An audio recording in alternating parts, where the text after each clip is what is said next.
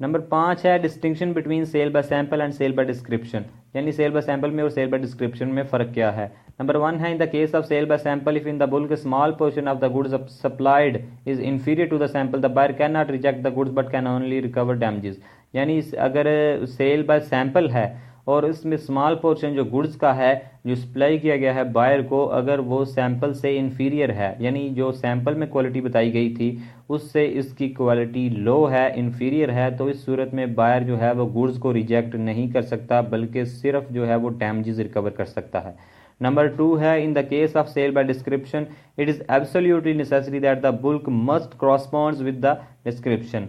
यानी sale by description की सूरत में ये एक एब्सोल्युटली नेसेसरी है, ये एक जो है वो इम्प्लाइडली जो है वो कंडीशन होगी कि बुल्क जो है वो मस्ट कॉरस्पॉन्ड हो डिस्क्रिप्शन के मुताबिक, यानी बुल्क जो गुड्स का है वो डिस्क्रिप्शन के मुताबिक होना चाहिए, इसमें जो है वो किसी किस्म की कंसेशन नहीं है। Description is more important than the sample as it goes to the nature of the goods.